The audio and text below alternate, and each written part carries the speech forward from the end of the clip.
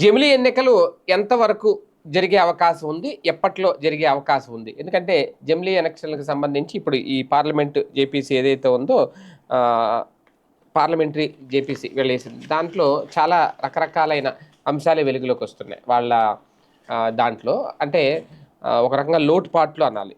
ఎందుకంటే ఇందులో మాజీ సీజేఐలు ఉన్నారు గాబట్టి పార్లమెంటు శాసనసభలకు ఒకేసారి ఎన్నికలు జరిపేందుకు ఉద్దేశించిన ఈ జమిలీ ఎన్నికలు. అయితే ఈ జమిలీ ఎన్నికల బిల్లు మీద సుప్రీంకోర్టు మాజీ ప్రధాన న్యాయమూర్తులు justice JS Khehar, justice DY చంద్రచూడ్లు సంయుక్త పార్లమెంటరీ కమిటీ జేపీసీ దాని ముందు హాజరై అభిప్రాయాలను వ్యక్తం చేశారు.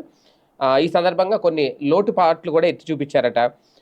దాంతోపాటు పరిష్కారాలను కూడా సూచించారట. ఎన్నికల కమిషన్కు ఈ బిల్లు విస్తృత అధికారాలు కల్పించడంపై అభ్యంతరం చెప్పారట. బిల్లు రాజ్యాంగ విరుద్ధమన్న వాదనను తోసిపుచ్చారట. బిల్లులోని సెక్షన్ 85A/5 కింద శాసనసభ ఎన్నికలు నిర్వహించడానికి ఎన్నికల కమిషన్కు దఖలుపరిచిన విస్తృత అధికారంపై జస్టిస్ కేహర్ అభ్యంతరం వ్యక్తం చేశారు. ఈ విషయంపై మాజీ ప్రధాన న్యాయమూర్తులు జస్టిస్ రంజన్ గొగోయ్ అలాగే జస్టిస్ చంద్రచూడ్లు కూడా అభ్యంతరాలు తెలిపారట. Bharatiya Janata party MP PP Chaudhary నేతృత్వంలోని సంయుక్త పార్లమెంటరీ కమిటీ సమక్షంలో జస్టిస్ కేహర్ తన అభిప్రాయాలను తెలిపి అనంతరం జస్టిస్ చంద్రచూడ్ హాజరయ్యారు. ఈ బిల్లు రాజ్యాంగ మౌలిక నిర్మాణానికి విరుద్ధం కాదు అని ఇరువురు మాజీ సీజేఐలు స్పష్టం చేశారు.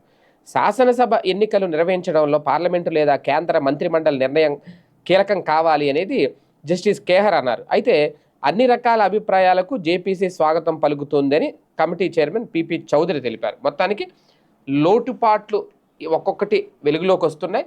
అదే నేపథ్యంలో ఈ బిల్లు విషయంలో అయితే మాత్రం వ్యతిరేకమైతే ఏమీ కాదు, ఈ బిల్లు రాజ్యాంగ మౌలిక నిర్మాణానికి విరుద్ధం కాదు అని అయితే చెప్పేశారు. అంటే జమిలీ ఎన్నికలకి మార్గం సుగమం అయ్యింది.